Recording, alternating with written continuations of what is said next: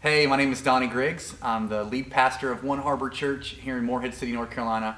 And I want to talk to you a little bit about this idea of getting your nets ready. Jesus talks about that, how we're like fishers of men, and there's these nets, and there's this whole incredible, beautiful imagery there. And I grew up here in coastal North Carolina. We actually used to fish nets all the time as kids.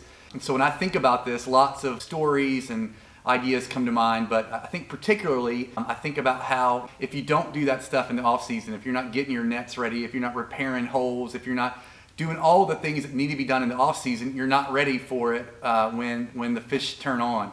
This pretty much goes for any fishing gear in general. We work that stuff really hard all year. It just gets a lot of wear and tear, and that means there's maintenance to do in the off season. There's maintenance to do when you get home from a trip, and a lot of times, you get busy or you get distracted and you forget it, and then the next time, where like when the fish really turn on, you're not ready for it.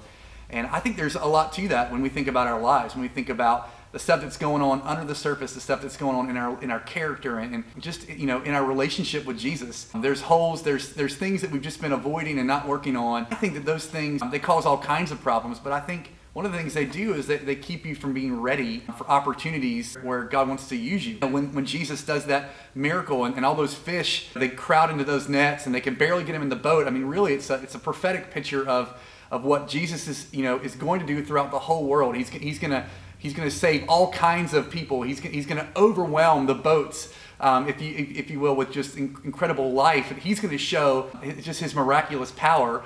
But there was a readiness that was needed on behalf of the disciples. And so I've been personally challenged by this. I did a funeral for a fire chief of a neighboring town, and it just took a lot out of me.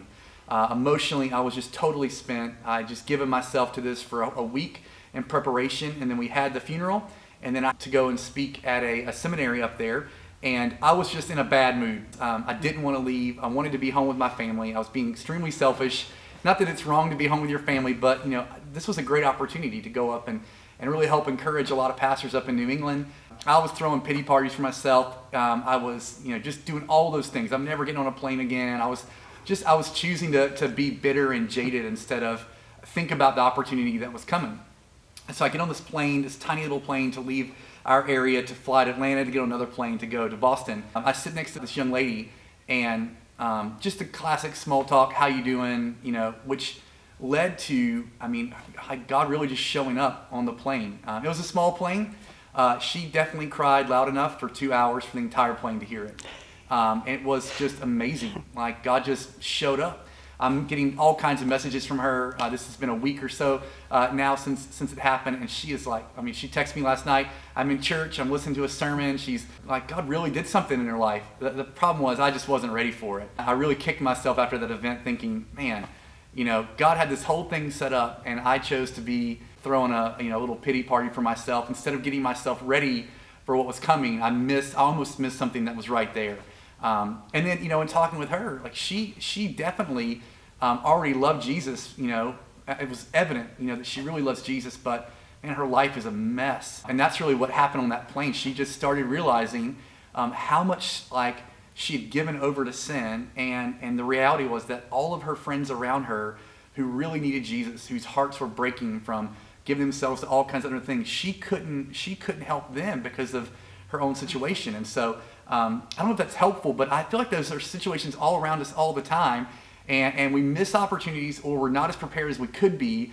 If there had been big holes in those nets that Jesus told them to throw on the other side, well, you may have gotten some fish in the boat, but not nearly what you could have if you were ready for it. And so it's challenging for me. There's so many reasons to get distracted. There's so many opportunities to run off on other tangents or whatever, but man, I think there's something to us going, God, keep us ready, because you just don't know when that opportunity is going to happen. That day when they went fishing, those guys had no idea that was going to be the day where they had this epic haul that everyone talked about for no doubt years and years and years. We're still talking about it, So anyway, I hope that encourages you guys. God bless you.